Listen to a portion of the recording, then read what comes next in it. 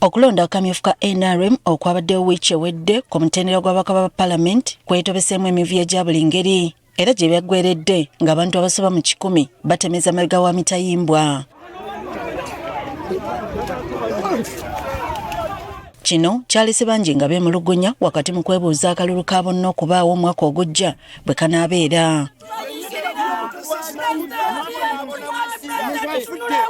Olw'ebyo ebyewunyisizza buli omu n'omukulembeze w'eggwanga naye avuddeyo n'akulubuuta omukuku gw'ebbaluwa ng'avumirira ebyo ebyabaddewo mu kamyufu k'ekibiina kye omwabadde ebikolwa eby'effujjo era n'asaba buli alina obujulizi ku bikolwa bino okubitwala bakangavvulwe. Ne Ssaabaminisita w'essaza ekkulu erya Kampala Paul Ssemogerere obuzibu butadde ku bannabyabufuzi abalutwala ng'olutalo mu buli ngeri okufuna obuwanguzi. Tetwetaaga kulwana nga tugenda okulonda naye kati olaba ebivuddeyo byonna gye balonze balowooza tubyandibadde bijja kubeera bwe tubunyi naye era waddeyo entalo kuyomba n'okutta ng'oggyeko okuyomba n'okulwana n'okuvuma bandi oluusi politics bavuma naye okutta.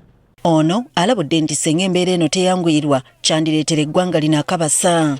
Singa tutaffe ffenna wetuwali n'akyogerako oba oli aba n'ategeera nti okutta kibi sikukyogerako bwogezi naye utakyogerako bwogezi n'abaana bajja kutonda okulowooza nti owaye oli akuyikiriza gubelwi oli akuyikiriza samba oli akuyikiriza temula oli akuyikiriza bwoti.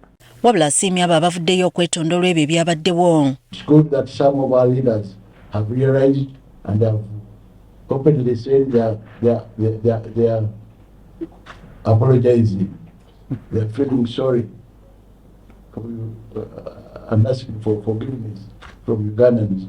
But this should be serious. Bino Ssabasumba abyogedde ng'essaza ekkulu erya Kampala litongeza entekateeka nnamutayika ey'emyaka 5 ng'okusinga egenda tteekesera ku by'obulamu bw'abantu n'ekitiibwa kyabwe. Omwezi gw'omwenda mu mwaka guno buli mwaka tuba n'omwezi guno ffenna awamu tukoleramu ebibiri by'enjawulo bingi nnyo naye tugenda kusooka n'emisinde tugenda okudduka.